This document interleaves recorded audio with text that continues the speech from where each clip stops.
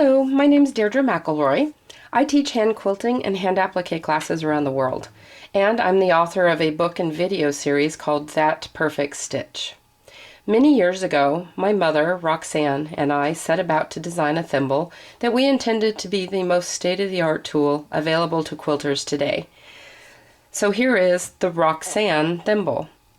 We designed it so that you could push from correct angles of your finger and be orthopedically correct, which reduces stress on your joints, which will relieve pain if you have arthritis or hopefully prevent you from causing arthritis.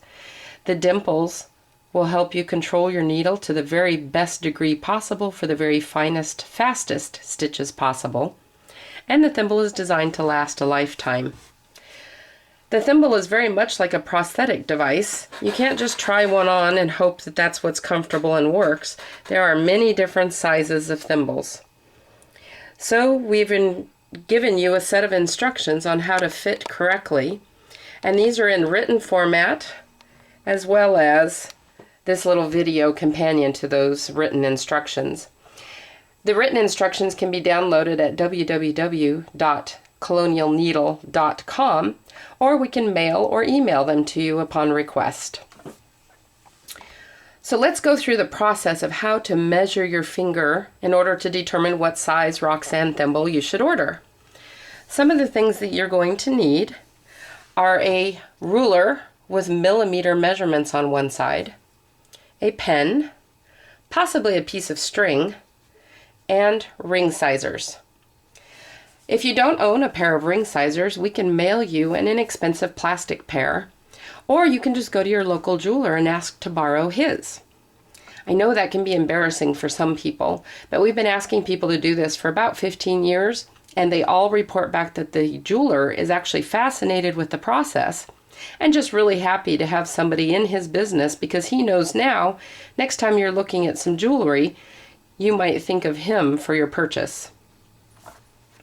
So the very first step here is we have to determine which finger you're going to wear your thimble on.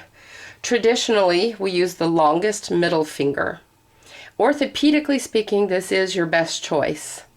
Occasionally, people will have an issue with this finger and need to use their index finger. And there are a few select people out there that still use their thumb for hand quilting. We never recommend fitting the last two fingers. They are just too weak and they don't work independently on their own. See how it makes other fingers to wiggle? So I'm going to show you how to measure on this finger, and then you can decide which finger you're going to use. The very first step is to determine the middle of the knuckle. And we're talking about the knuckle that is closest to the end of the finger here. Now, if you look at the wrinkles across the back of that knuckle, which of course I have lots of them, if you bend your fingers, your wrinkles kind of disappear.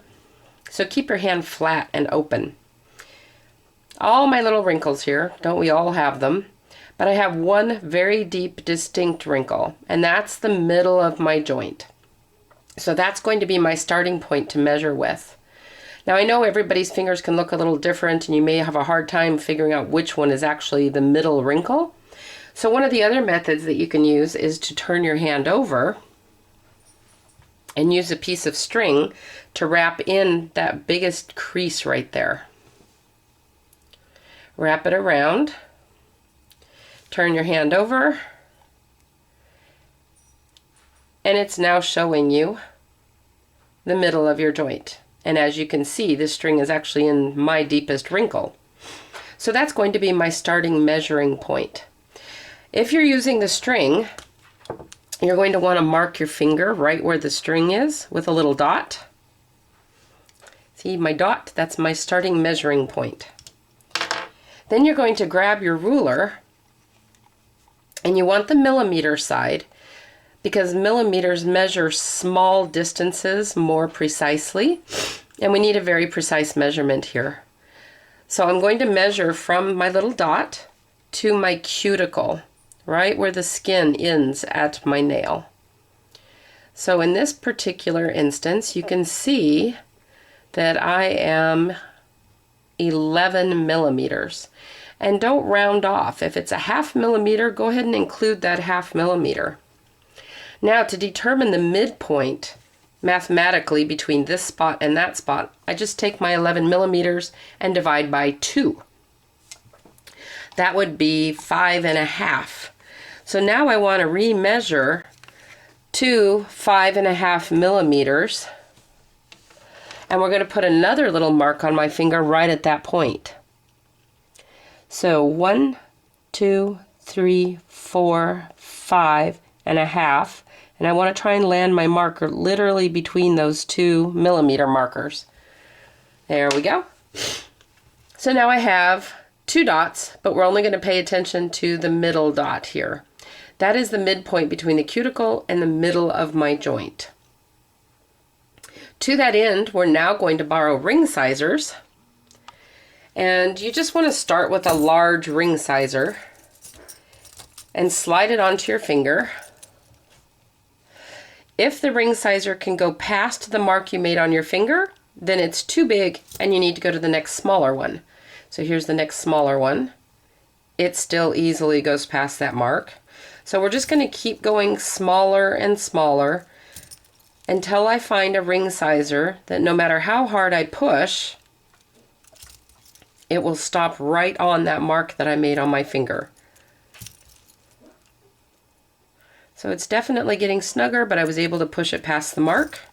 So we're going to keep going smaller. That one stopped on the mark, but if I push really hard, I can still get it past the mark, so that's still too big. Next size down. No matter how hard I push, it stops right on that dot that I made. Push really, really hard, uncomfortably so, and it won't go anywhere. So that is the correct ring sizer. You'll know because if I go down even one more size, I can't get it to the mark I made on my finger. So we know that's too small. So the ring sizer that I've chosen is a 4.5. So for your proper Roxanne Thimble size, just add a 1 to that number. So I would order a size 5.5 Roxanne Thimble. Then you just have choices of types of metals. The Roxanne Thimble actually comes in 4 types of metals. There's polished bronze and solid sterling silver, and then behind those 2 is silver plated and gold plated. They all do fit slightly differently.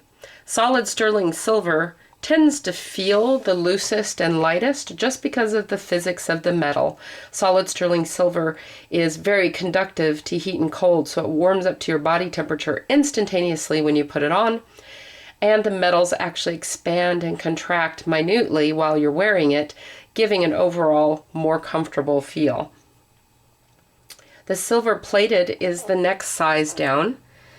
Gold will fit slightly snugger over the silver plated just because of the way plating works. Gold plating plates slightly thicker, so it has about a 1/16 of a millimeter tighter feeling. Doesn't sound like much, but it can be a huge difference in the fit for someone. And then there's the bronze. Polished bronze is basically our hypoallergenic metal. It's the same material that we make statues out of to sit and weather for hundreds of years. Very, very durable, but it is the tightest fitting of the Roxanne Thimbles. So if you find that you've ordered a size 4, and in silver plate it's too big, and the gold plate isn't quite snug enough, the bronze might make it for you, especially if the 3.5 just was too tight and you couldn't even get it on your finger. You can always call us, and exchanges are simple, so I wouldn't be concerned with that. Your Roxanne Thimble is definitely worth the trouble to get measured for. It will last you a lifetime.